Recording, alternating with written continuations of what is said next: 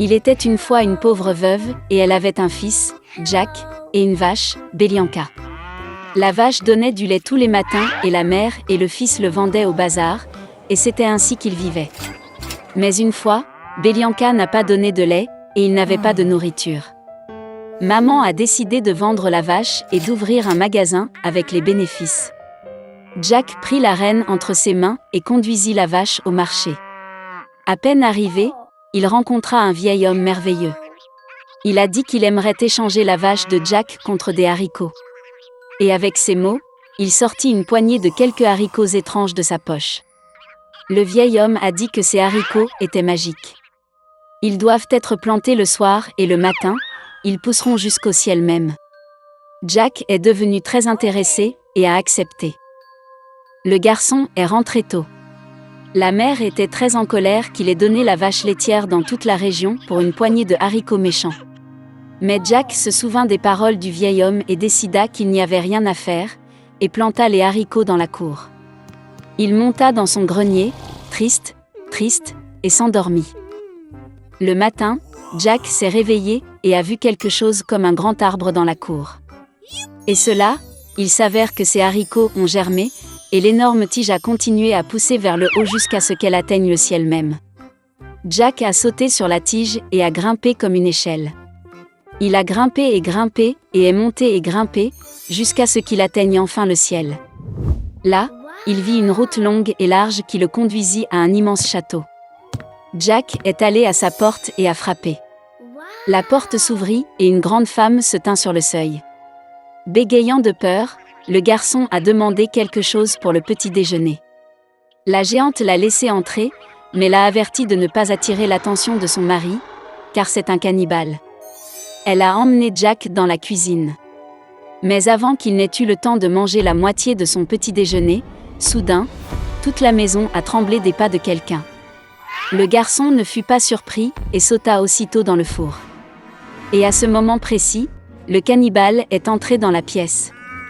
Eh bien, il était aussi grand qu'une montagne. Le cannibale sortit 2 sacs d'or d'un énorme coffre et s'assit pour compter les pièces. Il compta et compta, finit par hocher la tête et se mit à ronfler.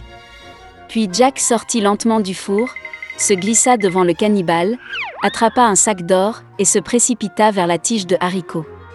Il jeta le sac par terre, et il commença à descendre la tige de plus en plus bas, jusqu'à ce qu'il se retrouve enfin chez lui. Jack raconta à sa mère tout ce qui lui était arrivé, et lui tendit un sac d'or. Ils ont commencé à vivre de l'argent qui était dans le sac. Mais finalement le sac était vide, et Jack a décidé de tenter sa chance une fois de plus au sommet de la tige de haricots. Un beau matin, il se leva tôt et grimpa sur un haricot. La femme du mangeur d'hommes se tenait au seuil de l'immense château. Elle a dit qu'elle ne le laisserait pas entrer, car la dernière fois, son mari avait perdu un sac d'or. Mais tout de même, elle eut pitié du pauvre garçon et le laissa entrer dans le château. Soudain, les pas d'un géant se font entendre, et Jack se cache à nouveau dans la fournaise. Le cannibale est entré et a dit à sa femme d'apporter la poule qui pond les œufs d'or. La géante l'a apporté, et l'ogre a ordonné au poulet de pondre, et elle a pondu l'œuf d'or. Le géant heureux commença à hocher la tête et à ronfler. Puis Jack sortit du four, attrapa le poulet doré, et se précipita vers le haricot. Le garçon est rentré chez lui. Il a montré à sa mère un poulet merveilleux, et ils ont commencé à vivre en vendant des œufs d'or. Mais bientôt il sembla à Jack que cela ne suffisait pas. Et il a de nouveau décidé de tenter sa chance au sommet de la tige de haricots. Cette fois, le garçon monta dans le château par la fenêtre. Il a sauté dans un chaudron de cuivre et s'est caché. Le cannibale et sa femme sont entrés dans la pièce. Le géant a senti le garçon, et ils se sont précipités pour le chercher dans le four. Mais il n'était pas là. Ils ont fouillé tous les coins et recoins, mais ils n'ont pas pensé à regarder dans le chaudron de cuivre. Désespéré de chercher, l'ogre a ordonné à sa femme d'apporter une harpe dorée et de la mettre sur la table. Le cannibale ronflait à ses beaux sons. Puis Jack sortit tranquillement du chaudron, attrapa la harpe dorée et se précipita vers la porte. Mais la harpe a joué fort et a réveillé le cannibale. Jack courut tête baissée, sautant sur une tige de haricots, et le géant à sa poursuite. Jack est descendu chez lui et a crié à sa mère de porter la hache. La mère est sortie en courant avec une hache à la main, le garçon a attrapé la hache et a commencé à hacher le haricot. L'ogre sentit la tige se balancer violemment et s'arrêta. Puis Jack a frappé à nouveau avec une hache et a coupé le haricot. Il a basculé et s'est effondré, et l'ogre est tombé au sol et s'est écrasé.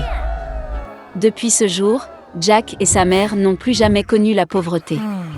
Mais le garçon était vraiment désolé qu'à cause de leur cupidité, ils aient presque payé de leur vie. Il a promis de ne plus jamais voler et de travailler dur pour le bien de la famille. Il était une fois un roi qui avait 12 belles filles. Ils vivaient tous ensemble dans une grande et belle pièce. Le roi aimait beaucoup les princesses et les élevait avec sévérité. Quand les filles sont allées se coucher, il a fermé leurs portes avec une clé. Mais chaque matin, quelque chose d'étrange se produit. Quand les princesses ont quitté la pièce, leurs chaussures étaient tellement abîmées comme si elles avaient dansé toute la nuit. Le roi devait acheter de nouvelles chaussures pour ses filles chaque jour. Personne ne pouvait résoudre l'énigme des princesses. Une fois, le roi a promis d'épouser une de ses filles si quelqu'un voulait résoudre le mystère des chaussures. De plus, le gagnant deviendra l'héritier du roi. Mais le casse-cou n'a que 3 jours et 3 nuits pour cela, sinon il sera exécuté. De nombreux jeunes hommes du royaume, ainsi que des princes étrangers, sont venus tenter leur chance. Jour et nuit, ils gardaient les portes de la chambre des 12 princesses. Mais aucun d'entre eux n'a pu résoudre cette énigme. Et donc, un autre jeune homme a décidé de tenter sa chance. Sur le chemin du palais, il rencontra une vieille grand-mère. Elle avait très faim et a demandé un morceau de pain. Le jeune homme a donné à la vieille femme toute sa nourriture. Grand-mère était très heureuse, car personne n'avait jamais été aussi gentil avec elle. En signe de gratitude, elle a offert au jeune homme un manteau magique qui rendait invisible celui qui le porte. De plus, la vieille femme a ordonné de ne rien boire de ce que les princesses donneraient. Le jeune homme la remercia et se rendit au château. Lorsque le jeune homme arriva, le roi le salua avec joie et le conduisit dans la chambre des princesses. Le jeune homme a commencé à garder leurs portes. Vers le soir, la sœur aînée lui offrit un verre de vin. Le garçon en route avait très faim et soif. Il oublia les paroles de la vieille grand-mère et but au verre sans hésitation. Bientôt, il eut envie de dormir et s'endormit. Le jeune homme a dormi toute la nuit, et quand il s'est réveillé, c'était déjà le matin. Il se rendit compte que la princesse avait mis des somnifères dans son verre. Et puis le jeune homme s'est souvenu des paroles de la vieille femme. Vers le soir, la plus jeune des sœurs lui offrit un verre de vin. Mais cette fois, il était prudent. Le jeune homme prit le verre et remercia la princesse. Quand elle est partie, il a versé le vin dans un vase à proximité. À la tombée de la nuit, le jeune homme revêtit sa cape magique et devint immédiatement invisible. Il entra tranquillement dans la salle des princesses et vit que toutes les princesses portaient leurs plus belles robes de bal. Puis ils sont allés au mur et ont commencé à écouter si le jeune homme dormait. Le jeune homme joua avec eux et se mit à ronfler doucement. Lorsque les filles ont été convaincues qu'il dormait, la sœur aînée a déplacé son lit. Au même endroit, une entrée secrète s'est ouverte et les princesses ont commencé à y descendre. Le jeune homme les suivit. À la fin des étapes, ils se sont retrouvés dans une forêt incroyable. Les feuilles des arbres étaient en or pur. Le jeune homme a pris une brindille avec lui et a continué à suivre les princesses. Après un long voyage, ils se sont arrêtés au bord du lac. 12 beaux princes attendaient déjà les filles dans leur bateau. Lorsque les princesses sont montées à bord de leur bateau, les jeunes invisibles ont également sauté dans l'un d'eux. Les princes les ont transportés de l'autre côté de la rivière et ils se sont retrouvés dans un immense et magnifique château. Une belle musique en résonnait. En entrant dans le château, les princesses ont commencé à danser. Ils ont dansé sans relâche toute la nuit. Bien sûr, cela a rendu leurs chaussures inutilisables. Dans la matinée, les princesses ont navigué sur des bateaux de retour sur le côté de la maison. Ils traversèrent à nouveau les bois et montèrent les longs escaliers menant à leur chambre. Le jeune homme était heureux d'avoir résolu l'énigme des chaussures des 12 princesses. Bientôt, le roi apparut au jeune homme. Le jeune homme lui a raconté tout ce qu'il avait vu. Le roi au début ne le croyait pas, mais il montra une brindille dorée d'un arbre magique. Le roi s'est rendu compte que le jeune homme disait la vérité et a tenu sa promesse. Il autorisa le jeune homme à épouser l'une des 12 princesses. Le jeune homme a choisi la plus jeune sœur parce qu'ils sont tombés amoureux au premier regard. Après un certain temps, le jeune homme et la jeune princesse se sont mariés. Et ils vécurent heureux pour l'éternité.